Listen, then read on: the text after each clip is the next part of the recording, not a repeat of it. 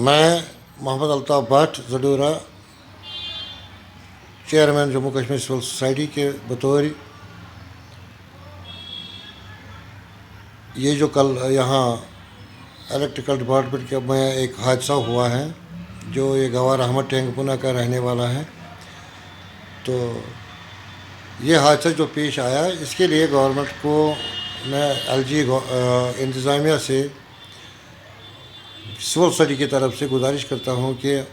ان کے لیے ایک کوئی سالڈ پالیسی ہونی چاہیے۔ اور یہ بس ڈیلی ویجر کام کر رہا تھا، تو اس کی شادی کو صرف 2 مہینے ہو گئے تھے۔ یہ ہمارے نوجوان لوگ جو اس ڈپارٹمنٹ میں کام کر رہے ہیں،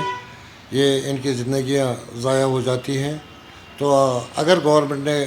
ان کے پاس کوئی پالیسی تھی کہ ان کو ریہیبلیٹیٹ کرے پوری طرح، اور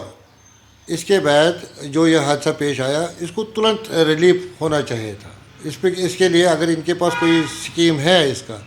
تو کم سے کم اس کو موقع پر ہی دیا جائے، تاکہ ان کے بال بچے یا ان کے گھر والے مزید سفر نہ کریں۔ اور اس کے علاوہ اس میں جو یہ ہمارے ڈیلی ویجر لوگ ہیں، یہ پچھلے 30-40 سال سے کوئی کام کر رہا ہے، کوئی 10 سال سے، کوئی 5 سال سے، تو ان کو مجھے لگتا ہے کہ سب سے اولین فرصت میں ان کو ریگولر کرنا ضروری ہے، کیونکہ یہ بیچارے جان کی بازی کھیل کر اور 24 گھنٹے اس پہ لگے رہتے ہیں، اور ان کو معقول معاوضہ نہیں ملتا ہے، اور یہ بیچارے ڈیوٹی دیتے رہتے ہیں اور اپنی جانیں بھی دیتے ہیں، لیکن اس کے باوجود ان کی طرف کوئی توجہ نہیں دی جا رہی ہے۔ میں ایل جی صاحب سے گزارش کرتا ہوں کہ اس کی طرف فوری یہ عملایا جائے اور ان کو ریگولر کیا جائے۔ کی طرف سے میں سول سوسائٹی کی طرف سے